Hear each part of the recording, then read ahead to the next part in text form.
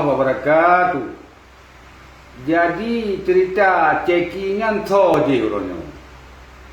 Ilung menyatu nan ini ya putren mualim, ya putren wali nangro, je orangnya. Pajan timu ini.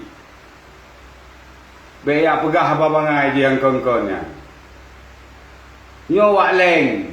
Sago di kota 05 hana gete kampung ronyo mesti langka bi.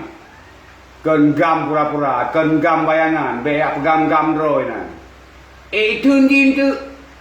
Icekinyan itun jin padung ribe na di.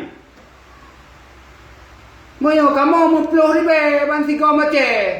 Itun jin. Yang yang ji hujak yang tu temu jawab ma.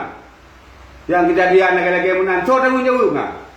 Putar orang cekian di. Bayak pegah apa bangai di kena yang kawan-kawan. Belum siap hadapi putar mah. Mati siap atundan perjuangan yang betul. Yang jero. Oh menyaji nak perlahan nak sabar, merumpak dengan mualim. Merumpak dengan wali. Nyo lagi nyo dah pelaku, nyo meno dah pelaku. Yang anak betul dah betul.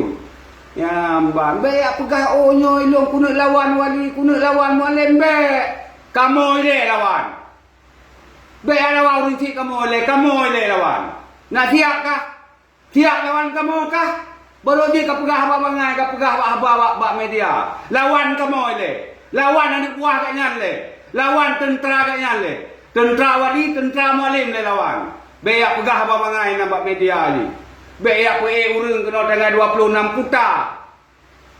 Ya cok gam-gam yang hana mupung tepu ya wan aje. So nak tanggung jawab kan? Jadi pupoh bangsa Aceh roje nyo kan tamu sabar bujroh-jroh tamu ke yang hana god tak pegot yang god lebih god lom dak pegot menan ni ber ya pegah apa gaya apa urang meno medeh na miti nyo miti je utang miti ronyo pegot kan miti perlu lagi nyan dari wak leng. Assalamualaikum warahmatullahi wabarakatuh.